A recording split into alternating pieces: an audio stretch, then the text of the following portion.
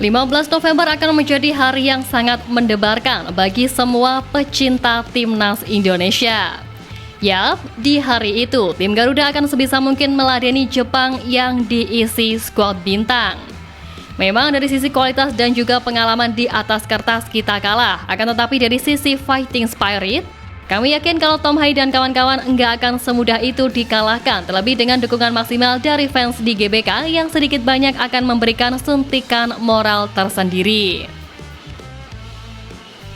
Nah, tentu saja harapannya adalah semua pemain terbaik yang ada bisa diturunkan.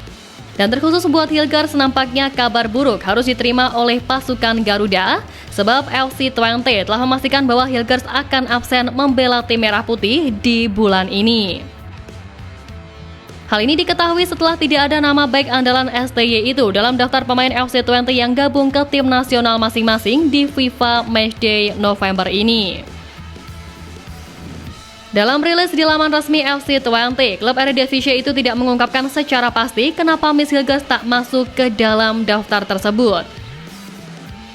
Namun disinyalir klub asal Belanda itu tak mau mengambil resiko untuk melepas sang pemain andalan ke timnas Indonesia. Sejatinya, Miss Hilgers sendiri sempat tampil sebagai starter saat LC20 menjamu Ajax Amsterdam di lanjutan Eredivisie musim ini pada Minggu 10 November dan juga bermain selama 84 menit. Tapi media Belanda 20 Insight juga mengonfirmasi bahwa Miss Hilgers absen memperkuat timnas Indonesia di bulan ini karena cedera. Hilgers sepertinya belum sepenuhnya bugar. Ia memutuskan untuk melewati laga internasional bersama timnas Indonesia bulan ini. Hilgers akan menggunakan beberapa minggu mendatang untuk kembali ke kebugaran terbaiknya. Tulis 20 Insight. Meski demikian, 20 Insight menyebut bahwa Miss Hilgers bisa segera kembali membela tim setelah jeda internasional selesai. Hal ini karena cedera dari Hilgers yang tidak terlalu parah dan juga bisa pulih seiring dengan kembalinya kebugarannya selama pemulihan berlangsung. Karena inilah akhirnya fans Indonesia menyerang akun Instagram resmi FC20 menyusul nama Hilgers yang dimainkan di laga lawan Ajax yang membuat sang pemain harus absen untuk membela tim Garuda yang akan berhadapan Jepang di bulan ini. Tadi lepasnya Hilgers ini juga dispekulasikan bahwa sang pemain cedera lagi karena dipaksa bermain saat melawan Ajax. Tentu saja ada pro dan kontra yang terjadi di kolom komentar. Ada yang menyerang LC20 tetapi juga ada yang membela pihak klub dan berharap netizen yang marah tidak mengamuk dan mempermalukan Indonesia. Tapi terlepas dari serangan itu, pihak klub sejauh ini belum memberikan pernyataan resmi apapun mengenai kondisi Hilgers, sehingga isu ia cedera lagi bisa saja tidak benar. Tapi yang jelas, pihak FC20 telah mengumumkan pemain mereka yang membela negara di November ini dan tidak ada nama Miss Hilgers. Sejatinya sebelum ini Hilgers merasa sangat bangga jika bisa bermain di SUGBK yang akan dibanjiri puluhan ribu supporter Garuda saat melawan Jepang dan Arab Saudi. Sangat istimewa bisa bermain di negara dengan begitu banyak penduduk. Sebenarnya tidak ada cara untuk menggambarkan rasanya bermain untuk negara sendiri di Jakarta. Menurutnya bermain di kandang timnas Indonesia akan menjadi pengalaman baru yang sangat berharga karena sebelumnya hanya merasakan 2 laga tandang kala melawan Bahrain dan juga Cina. Namun sayang, Miss Hilgers harus rela menunda mimpinya untuk merasakan riuhnya atmosfer stadion berkapasitas 78.000 penonton itu. Ya, tapi menariknya, meski tanpa diperkuat oleh Miss Hilgers di laga nanti, pelatih Jepang Hajime Moriyasu tetap enggan menganggap remeh kekuatan timnas Indonesia jelang bersuah di putaran ketiga kualifikasi nanti. Secara statistik dan juga sejarah, Jepang jelas lebih diunggulkan ketimbang timnas Indonesia, di mana Jepang saat ini berada di posisi ke-15 FIFA, sedangkan tim Garuda berada di posisi ke-130. Di klasemen sementara grup C saat ini, tim Samurai Biru pun belum terkalahkan, yang mana dari 4 laga Jepang meraih 3 kali kemenangan, sekali seri dan juga mengoleksi 10 poin serta membawa mereka berada di puncak klasemen. Hajime Moriyasu menilai bahwa kualitas timnas Indonesia saat ini lebih meningkat dibandingkan beberapa bulan yang lalu ketika melawan timnya di Piala Asia 2023. Dengan banyak dihuni oleh para pemain naturalisasi yang tampil di benua Eropa, juru taktik berusia 56 tahun tersebut memuji tim asuhan Sintayong yang telah mengalami kemajuan pesat.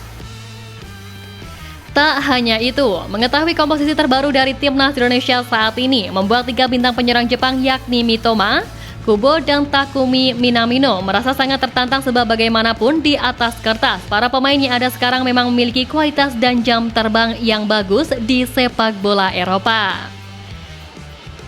Ya, menurut mereka di atas kertas Indonesia saat ini punya komposisi lini belakang yang bahkan nggak kalah bagus dari tim kuat seperti Australia. Sebut saja Martin Paes sebagai salah satu kiper terbaik di MLS. Choi Ises yang walaupun timnya bapuk setengah mati, namun secara individu Bang Choi adalah bek yang penampilannya cukup konsisten di Serie A. Miss Hilgers yang menjadi salah satu bek terbaik di Eredivisie dan kabarnya sekarang sedang intens didekati oleh tim raksasa PSV Eindhoven. Kelvin Verdong yang jadi salah satu bek kiri terbaik di Liga Belanda, yang mana itu juga diakui oleh penyerang Jepang yang satu tim dengannya, yakni Koki Ogawa. Dan sudah pasti Kevin Dijk, pemain yang udah malang melintang di kompetisi level elit Eropa seperti Liga Champions, serta jadi pemain yang tak tergantikan di klub raksasa Denmark FC Copenhagen.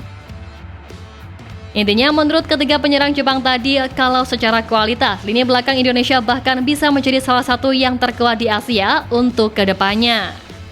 Maka dari itu, laga 15 November nanti dinilai akan jadi laga yang sangat menantang bagi timnas Jepang. Dan selain hal-hal tadi, momok yang juga sangat menghantui pelatih Jepang Hajime Moriyasu adalah sosok pemain ke-12 alias supporter.